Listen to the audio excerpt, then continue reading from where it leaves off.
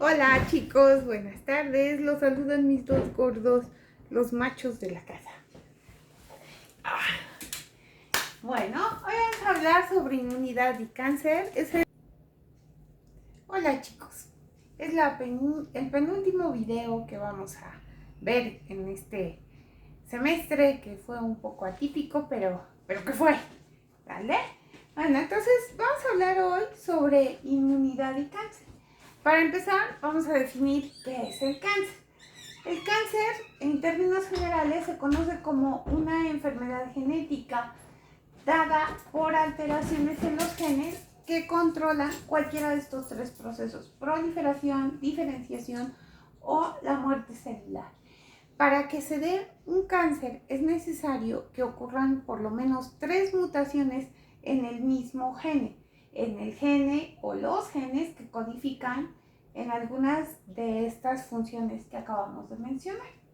Bueno, ¿qué es lo que hace que una célula sea normal y controle su crecimiento? Es decir, no va a estar creciendo a lo loquito. El primer punto importante es el espacio y la disponibilidad de nutrientes.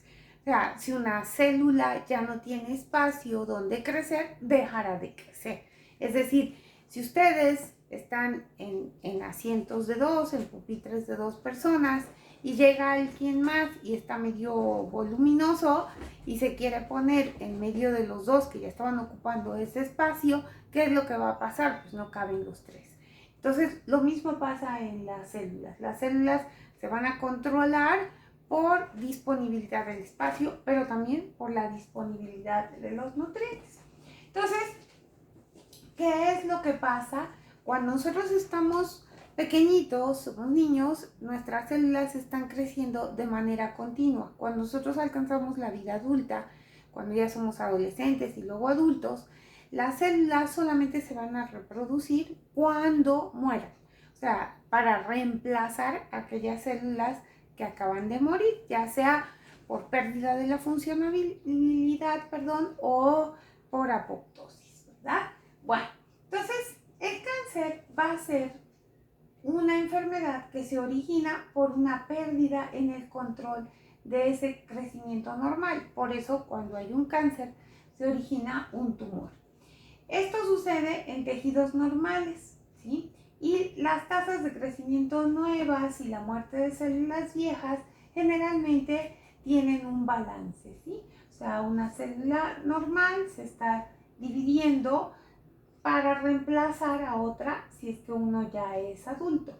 ¿Qué pasa cuando se detecta que una célula no está normal? O sea, si el daño se puede reparar, se hace, pero si no se puede reparar, generalmente la célula se suicida. Y ese acto de suicidio celular se le conoce con el nombre de apoptosis, ¿sí? O sea, si no podemos reparar el daño en esta célula, pues mejor que bien se muera, ¿sale? Bueno, ahora, cuando se da una mutación en una de esos genes que acabamos de decir, involucrados con crecimiento, con diferenciación o con la muerte celular, ¿qué es lo que tenemos? Un primer grupo de células anormales que ya tienen una mutación. ¿Qué pasa si vuelve a mutar en el mismo gene? Tendremos células con 2 mutaciones en el mismo lugar que ya no son tan parecidas a la original. Esta es la original. Y si se da una tercera mutación, obviamente estas células ya no se parecen para nada a las que les dieron origen. Una cuarta mutación o adicionales ya dan origen a un tumor, ¿sí? A un crecimiento incontrolable. Bueno, entonces otra forma de ejemplificar de manera esquematizada lo que acabamos de decir: ya la célula normal y la célula maligna no se parecen prácticamente en nada, ¿sí? Ahora, ¿qué es lo que pasa cuando nosotros tenemos esa mutación en alguna célula madre, ¿sí? Bueno, pues entonces los cambios son también muy evidentes. Puede ser en células progenitoras, en células ya diferenciadas. Bueno, ¿qué es lo que va a pasar ya en esta patología?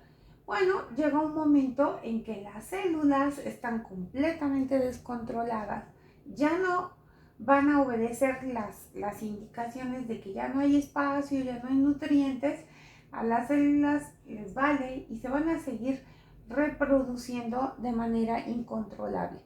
De ahí que cuando nosotros trabajamos con líneas celulares, estas líneas celulares generalmente provienen de células cancerosas, entonces se van a estar reproduce y reproduce y reproduce sin control. ¿Sí? Ejemplo, las células HeLa, que se usan mucho en cultivos celulares. Bueno, hay diferentes tipos de cáncer, ¿sí? Y pueden originarse en cualquier o casi en cualquier parte de nuestro cuerpo. Por ejemplo, los carcinomas son los más comunes de los cánceres. Se originan en células que cubren las superficies externas e internas de nuestro cuerpo. Por ejemplo, cáncer de pulmón, el de seno o cáncer de mama y el de colon, ¿sí? Son los más frecuentes. Los sarcomas son cánceres que se originan en células que se encuentran en tejidos de soporte del cuerpo, por ejemplo, hueso, cartílago, grasa, tejido conectivo y músculo. Los linfomas son cánceres que se originan en ganglios linfáticos y en tejidos del sistema inmunológico. Y las leucemias son cánceres de las células inmaduras de la sangre que crecen o se producen en médula ósea y que tienden a acumularse en grandes cantidades en torrente sanguíneo, ¿sí? Entonces, los diferentes tipos de cáncer van a tomar su nombre según del tipo de tejido del que provengan, ¿sí? ¿Cómo vamos a nombrar a estos tipos de cáncer? Y se van a nombrar carcinomas, sarcomas, linfomas, leucemias, ¿sí? Como ya habíamos mencionado, y tienen prefijos latinos que hacen referencia al sitio donde empezó a darse ese crecimiento descontrolado. Por ejemplo, osteo significa hueso y un cáncer que se llama osteosarcoma es aquel que se origina en hueso, ¿sí? Adeno significa glándula, entonces un adenocarcinoma es un cáncer que se originó en una glándula, ¿sí? Por ejemplo, el adenocarcinoma de seno, ¿sí? Entonces, dependiendo del sitio donde se originó, pues va a ser el nombre o el prefijo que se les va a estar dando. Bueno, cuando decimos que hay un tumor maligno o un tumor benigno, ¿sí? Bueno, los tumores benignos generalmente son tumores que no se pueden diseminar a otros sitios anatómicos, es decir, no van a invadir, no van a hacer metástasis y generalmente crecen localmente, pero un tumor maligno, que se conoce ya como cáncer, generalmente es un tumor que puede invadir otros órganos, ¿verdad? Entonces, el tumor maligno es sinónimo de cáncer. Por eso cuando una persona dice tengo un tumor y se va a ir a histopatología, ahí van a determinar si es un tumor benigno o es un tumor maligno, ¿sí? Bueno, ahora, ¿por qué es tan grave cuando un tumor es maligno? Porque decíamos que puede alcanzar ganglios linfáticos, puede pasar a torrente sanguíneo y esa célula loquita llega y aloca a el sitio donde migra, ¿verdad? O sea, en ese sitio puede proliferar y causar un tumor. Y es cuando nosotros decimos ese cáncer ya hizo metástasis. Bueno, ¿cuáles son las causas del cáncer? Generalmente se les pueden atribuir a varios desbalances o a varios factores, ¿sí?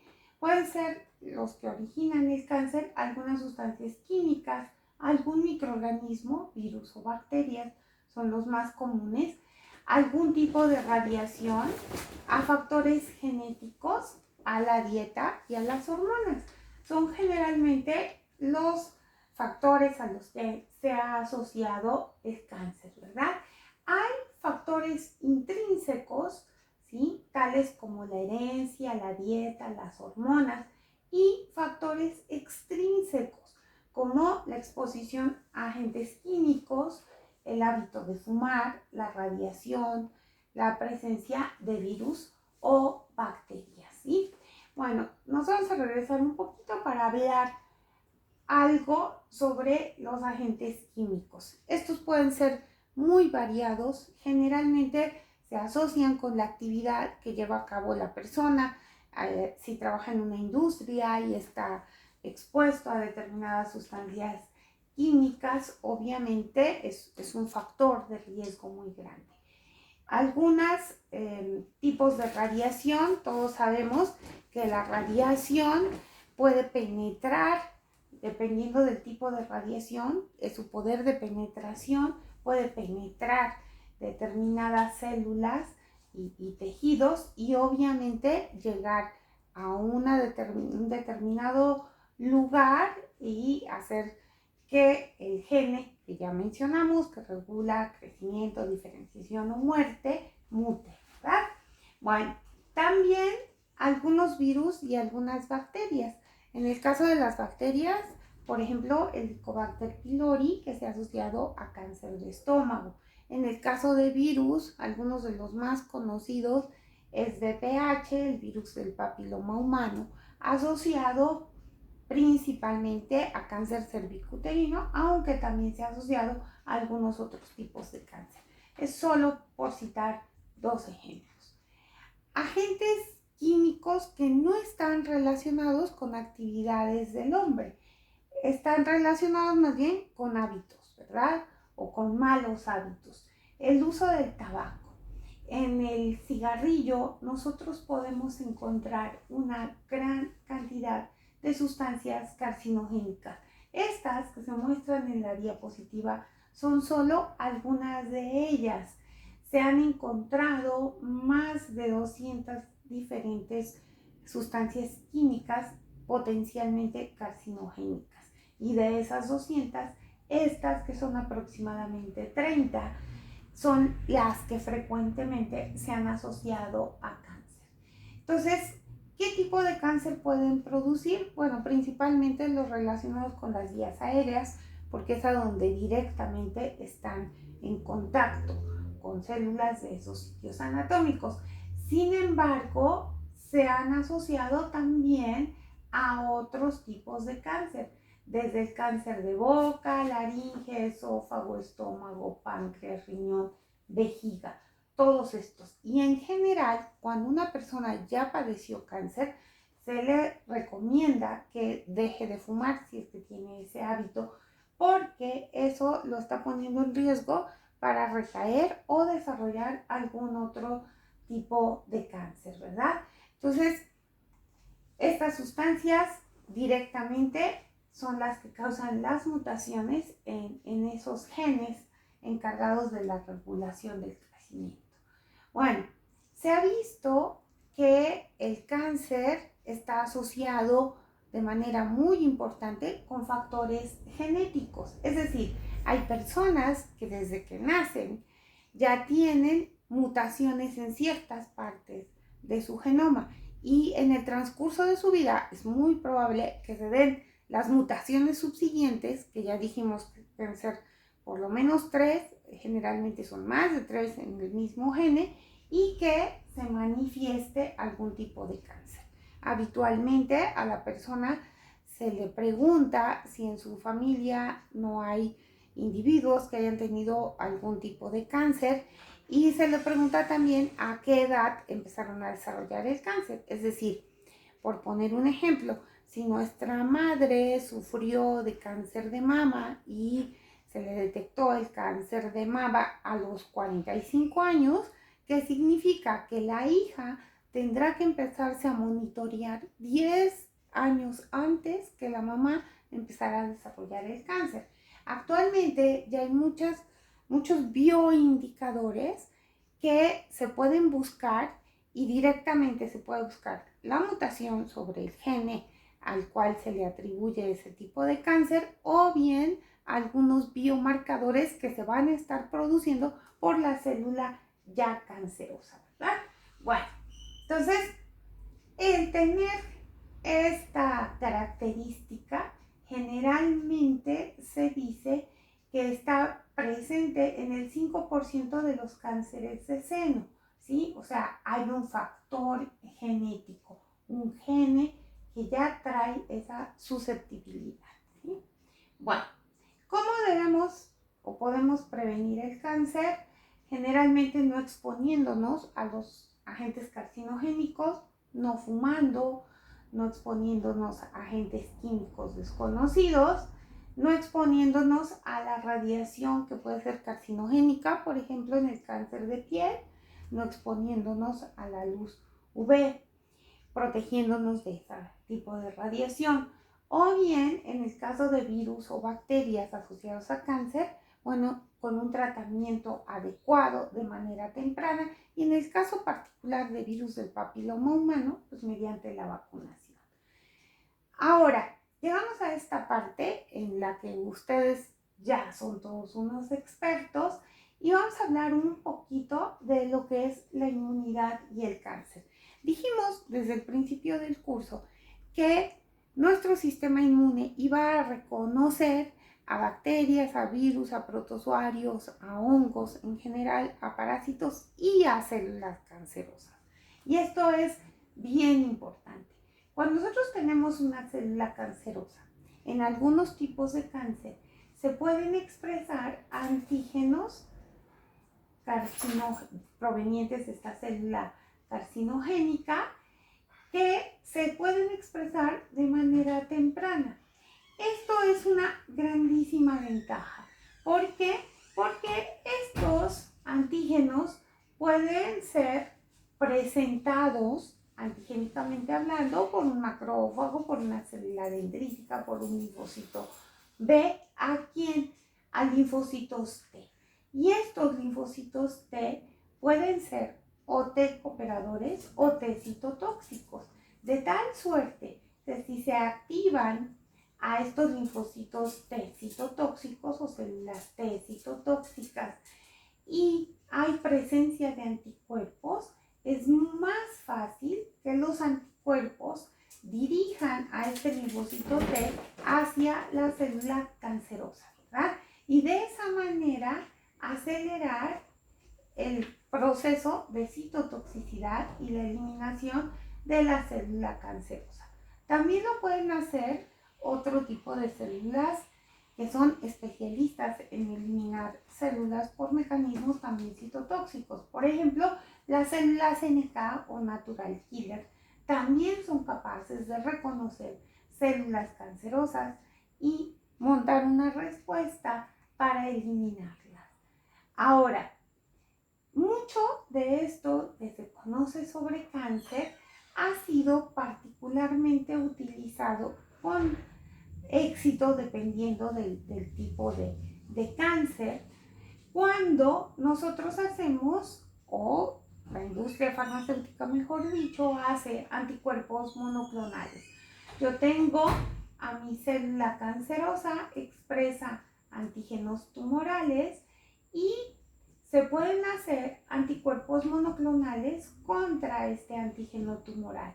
Si a este anticuerpo monoclonal yo le pego un radioisótopo, ese radioisótopo a la hora de activarse a través de ese doble anticuerpo que nosotros podemos estar generando de tipo monoclonal, ¿qué es lo que va a pasar?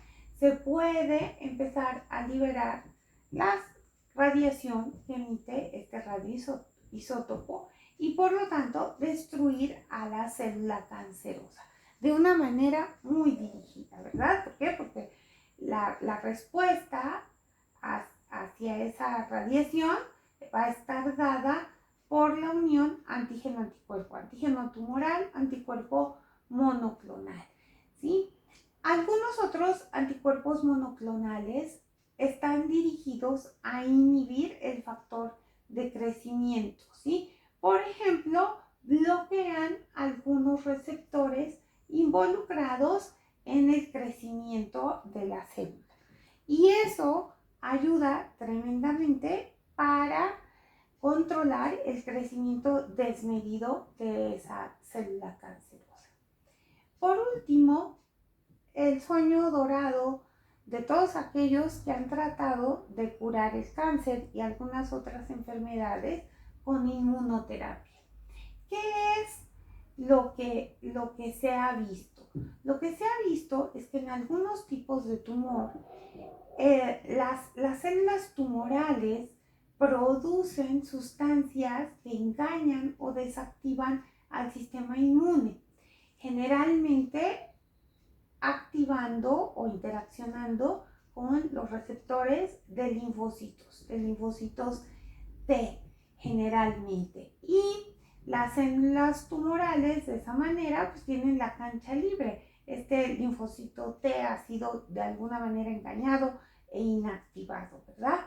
Y por otro lado, tenemos también que hay drogas basadas en la inmunoterapia que bloquean las señales que las células del tumor le dan al sistema inmune. Y entonces el sistema inmune pasa de largo sin darse cuenta que es una célula tumoral.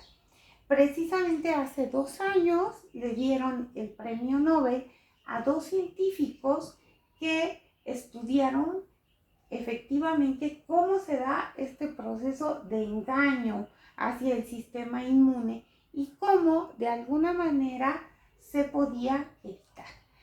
Bueno, chicos, con esto terminamos el tema que hemos estado hablando de inmunidad y cáncer.